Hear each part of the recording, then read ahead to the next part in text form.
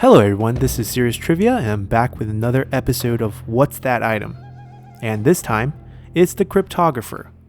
Now, this is the first time in this series where we're not covering a gold tier or legendary item in the game, as the Cryptographer is a standard bronze tier or refined item that many of you have seen in the game.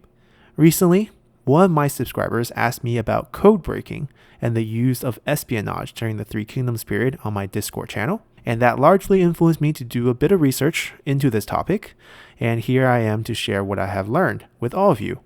And if you would also like to join my Discord channel, there's a link in the description below, so feel free to hit me up there. Now, before we dive into the historical aspects of this follower item in the game, let's first review its gameplay potential and talk about what it provides in the game real quick. First off, it provides 4 points of cunning, which is great to boost your ammo count for your generals if they are using a bow, or for their ranged retinues. Aside from that, it adds plus 10 cover cost for enemy spies if the character equipped with this item is your prime minister, heir, or faction leader. In essence, it makes enemy spy activities more difficult against your faction. Now for myself, the gameplay value of this item is pretty non-existent as I'm extremely careful with who I hire, so I basically just throw this item on my strategists to add 4 points of cunning to their stats. Alright, with that out of the way, let's get into the more fun parts. First off, the Cryptographer is translated to 密码员, which means someone who deals with code, as 密码, which is what code is in Chinese.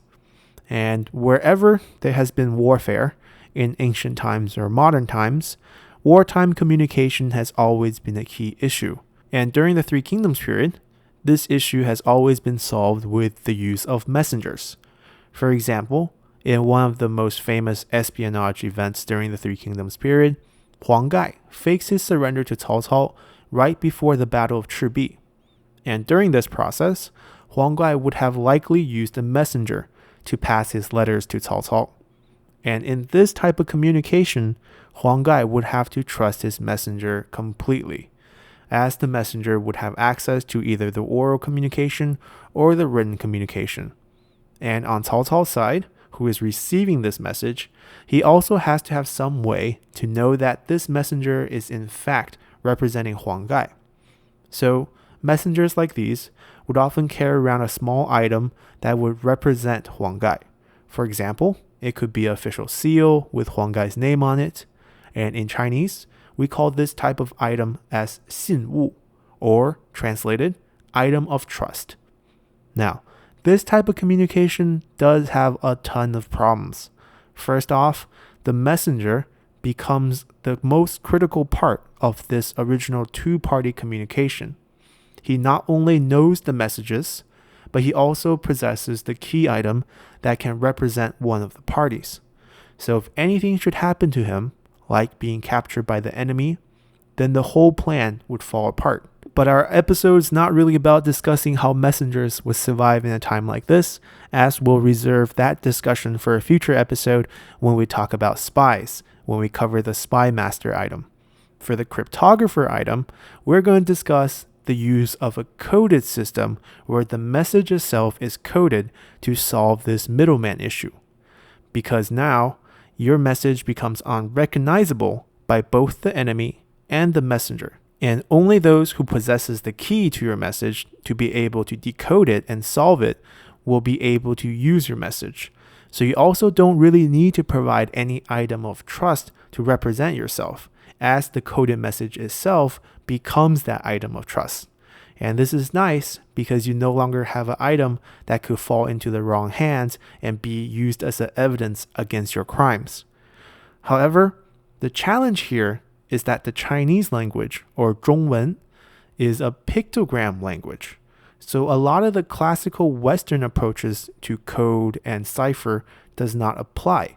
For example, in ancient Roman time, Caesar famously uses a shift in the alphabet to code his messages for the military, where A's became D's, B's became E's, and C's became F, and so on.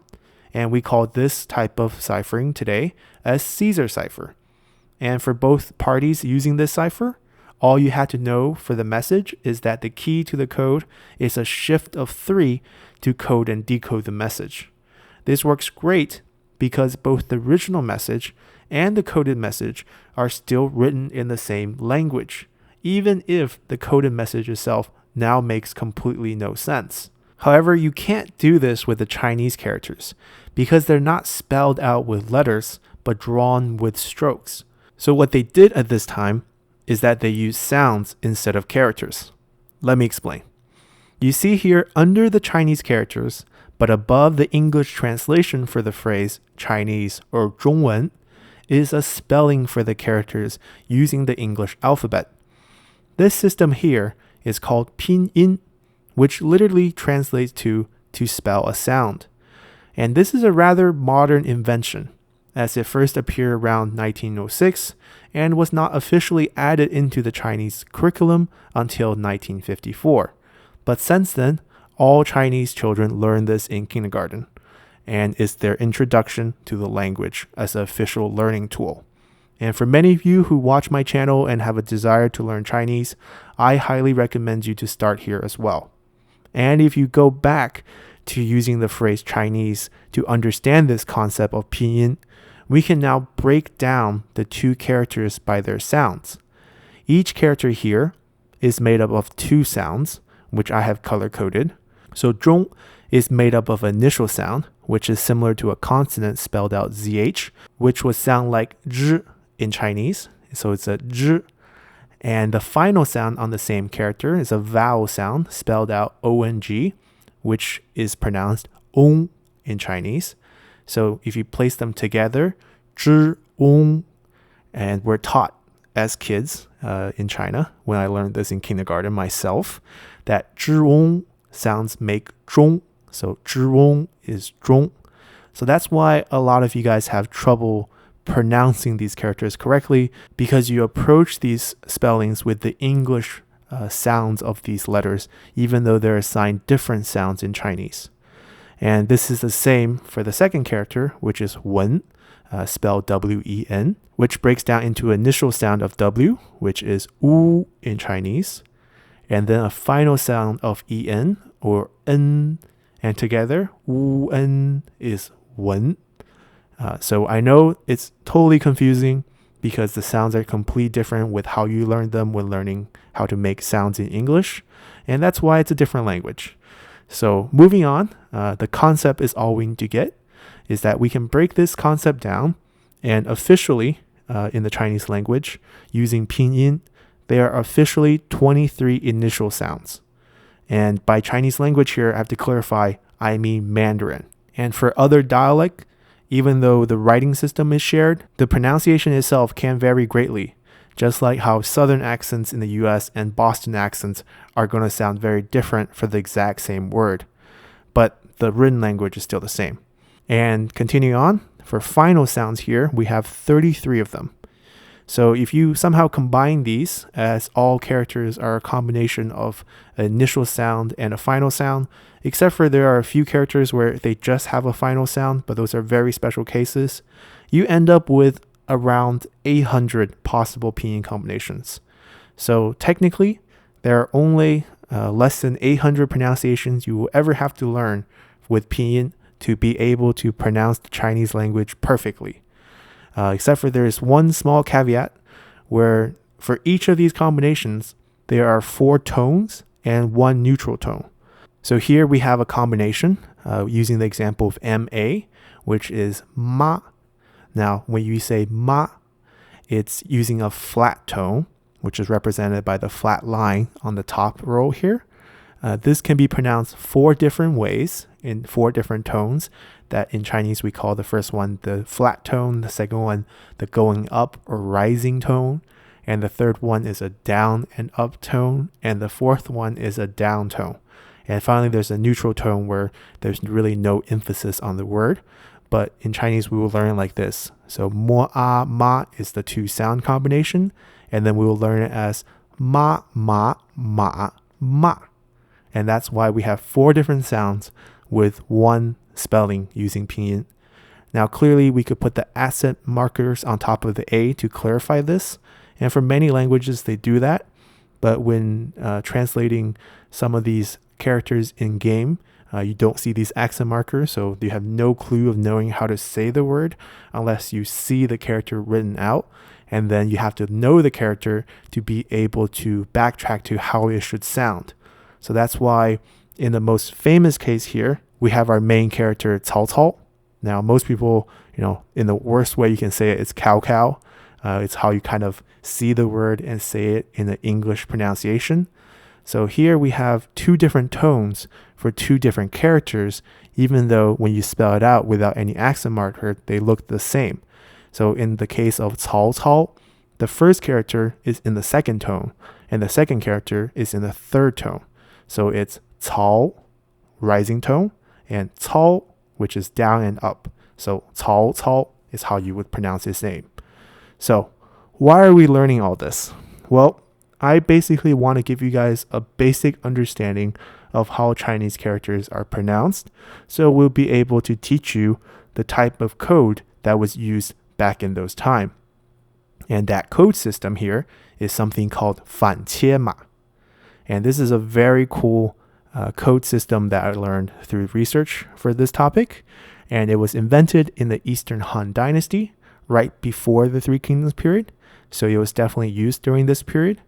And it became officially codified for military use in the 16th century during the Ming Dynasty by a general who kind of made rules for this entire system. But it has been long used for thousands of years before he written this down. And the system here relies on a key using poetry or some sort of passage that you could find where both parties using the code would decide on beforehand. And the only requirement for this type of passage is that it's long enough and the characters in it are different enough that you cover most of the initial sound and final sounds within the poem. So certain poems are picked out. For example here, I picked out two different poems here.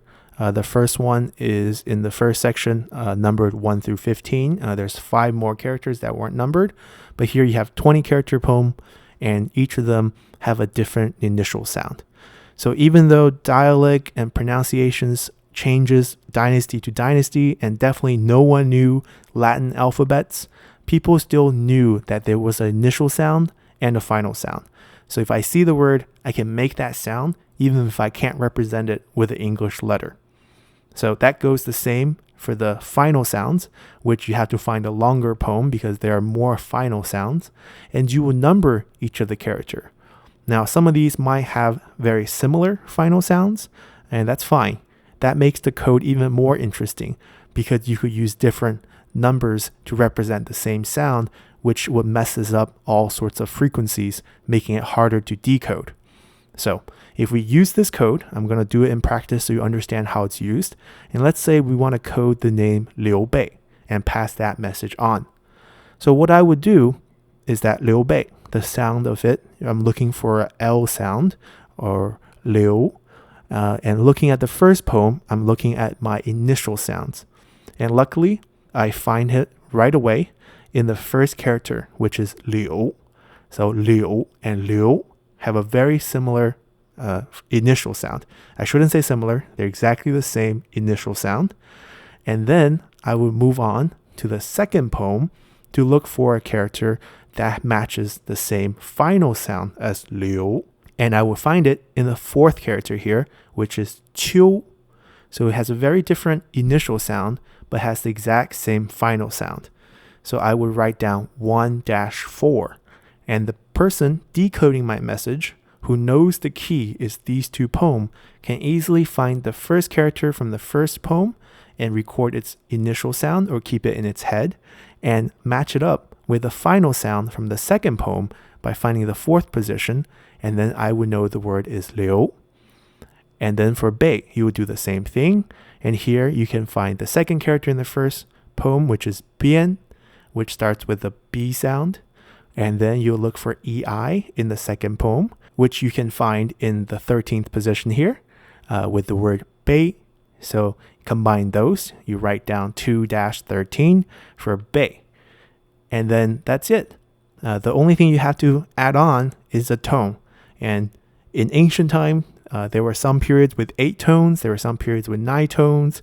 Modern days, we only have 4 tone with Mandarin. So I'm just going to use the Mandarin way of recording it since that's the only way I know. So for the first word, 流, I would write 1-2 to tell the recipient what tone to use with this word. And for the second word, I would write 2-13-4 because 北 is in the 4th tone. Then I can pass this message on as 1-4-2-2-13-4. And if you don't know the key or even the code system, there's no way you can know what message I'm passing on. And for the recipient, even though once they record this code and decode it back, only thing they can write out is a sound, and they don't know which exact Chinese character I'm using. If you write a sentence with just sounds, you can still make sense of it if it's long enough, right? If I just send the word 白, maybe they don't know what it is. But if I send the word 白天, right, just hearing it, if you know Chinese, it means morning.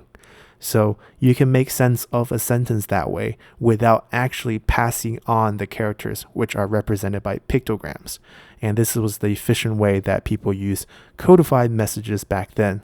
And I definitely wanted to share this with you guys since I find this very interesting. So I hope you find it the same.